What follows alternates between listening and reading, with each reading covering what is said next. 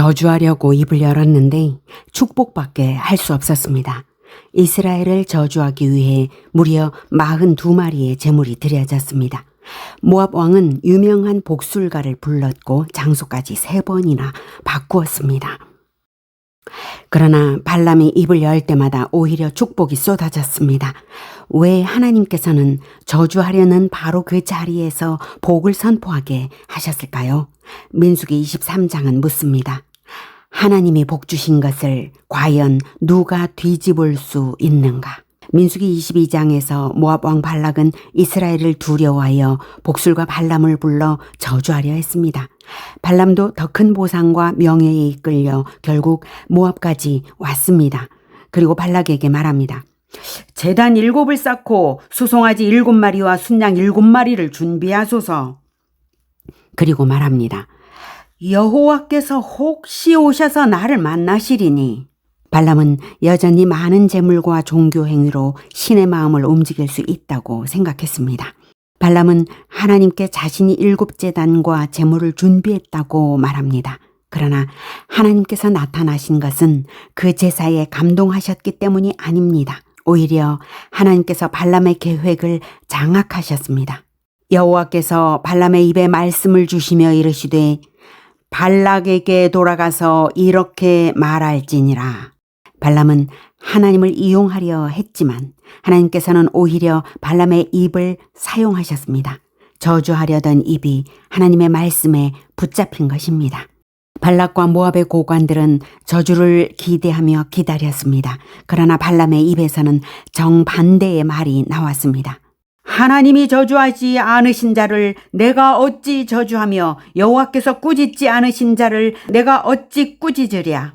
이 말이 민수기 23장의 핵심입니다. 발락이 아무리 원하고 발람이 아무리 시도해도 하나님께서 복 주신 것을 뒤집을 수 없었습니다. 사람의 저주보다 하나님의 복이 강합니다. 발람은 말합니다.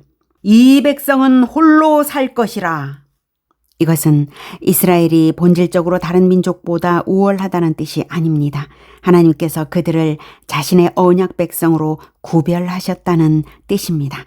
이스라엘의 특별함은 자신들의 뛰어남이 아니라 누가 그들의 하나님이신가에 있었습니다. 발람은 또 말합니다. 야곱의 티끌을 누가 능히 세며 이스라엘 4분의 1을 누가 능히 셀고.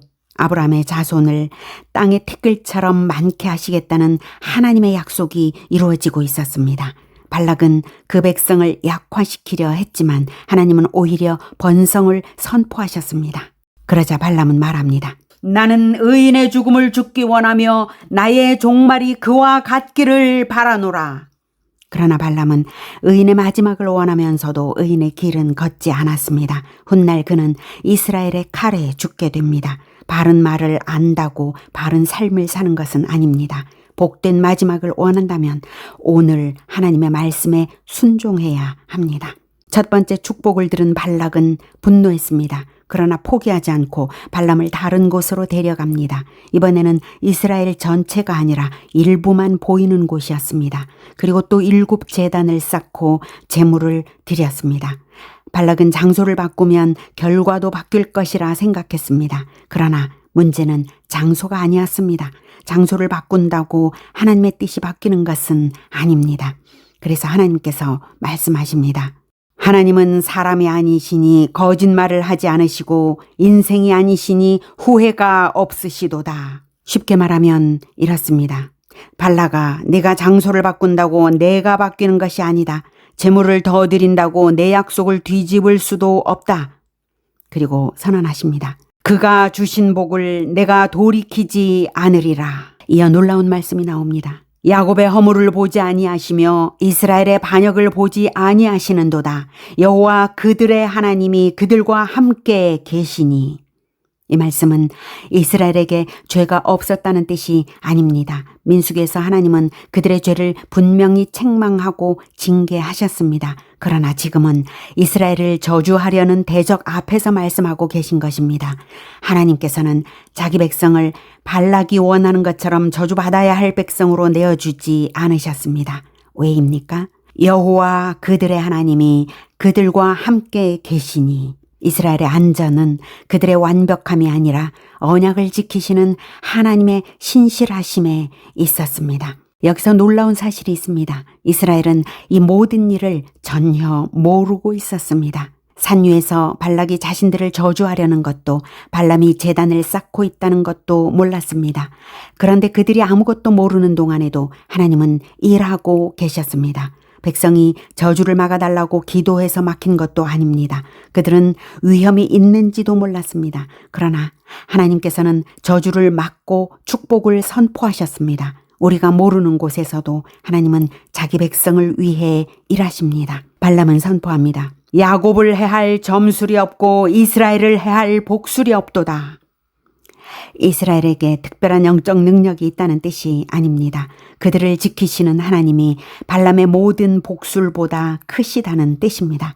그래서 시선은 결국 발람이 아니라 하나님께 향합니다. 하나님께서 행하신 일이 어찌 그리 크냐? 언약 백성의 가장 큰 복은 모든 일이 원하는 대로 풀리는 것이 아닙니다. 하나님께서 함께 하시며 자신의 뜻을 이루어 가시는 것, 그것이 가장 큰 복입니다. 기도 역시 내 뜻을 하나님께 관철하는 것이 아니라 하나님을 가까이 하며 그분의 뜻을 따라가는 것입니다. 두 번째 축복을 듣고 발락은 말합니다. 그들을 저주하지도 말고 축복하지도 말라! 그러면서도 포기하지 않고 발람을 부올산 꼭대기로 데려갑니다. 그리고 또 7제단을 쌓고 수송아지와 순양을 드립니다. 3번에 걸쳐 드린 제물은 수송아지 21마리, 순양 21마리, 모두 42마리였습니다. 그러나 하나님은 많은 제물로 매수할 수 있는 분이 아닙니다. 발락은 계속 하나님의 마음을 바꾸려 했지만 정작 바뀌어야 할 것은 하나님이 아니라 발락 자신이었습니다. 그러나 한 가지를 반드시 기억해야 합니다. 밖에서 오는 저주는 이스라엘을 무너뜨리지 못했습니다. 발락도 발람의 복술도 실패했습니다. 그런데 민수기 25장에서 이스라엘은 스스로 죄 가운데 들어가 큰 재앙을 맞게 됩니다. 대적의 저주보다 더 무서운 것은 하나님의 백성이 스스로 하나님을 떠나는 것입니다. 하나님의 보호를 믿는다는 것은 죄를 가볍게 여긴다는 뜻이 아닙니다. 오히려 그 은혜를 믿기에 더욱 하나님 가까이 살아가는 것입니다. 민수기 23장에서 하나님께서 복 주신 백성을 발람의 저주가 뒤집을 수 없었습니다. 신약에서는 그 복이 어떻게 우리에게까지 왔는지를 보여줍니다. 예수 그리스도께서 우리를 위하여 친히 저주를 담당하셨기 때문입니다. 우리는 죄가 없어서 하나님의 복을 받는 것이 아닙니다. 그리스도께서 우리의 저주를 담당하시고 우리를 하나님께로 인도하셨기에 그 안에서 하나님의 복을 누립니다. 그러니 하나님을 멀리하지 마십시오. 말씀으로 하나님을 가까이 하고 기도로 하나님을 부르며 회개할 것이 있다면 돌이키십시오. 우리에게 가장 필요한 것은 문제가 하나도 없는 삶이 아니라 하나님께서 함께 하시는 삶입니다. 이스라엘이 아무것도 모르던 순간에도 그들을 위해 일하셨던 하나님께서 오늘도 우리가 보지 못하는 곳에서 자기 백성을 붙들고 계십니다. 하나님께서 행하신 일이 어찌 그리 크냐. 이 고백이 우리의 삶에서 이어지기를 축복합니다. 아멘.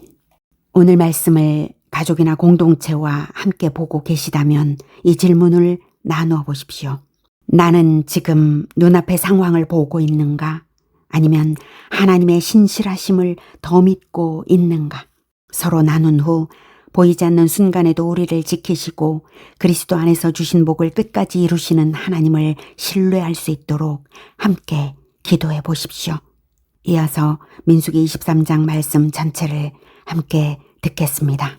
발람이 발락에게 이르되 나를 위하여 여기 제단 7을 쌓고 거기 수송아지 7마리와 순양 7마리를 준비하소서 하매 발락이 발람의 말대로 준비한 후에 발락과 발람이 제단에 수송아지와 순양을 드리니라.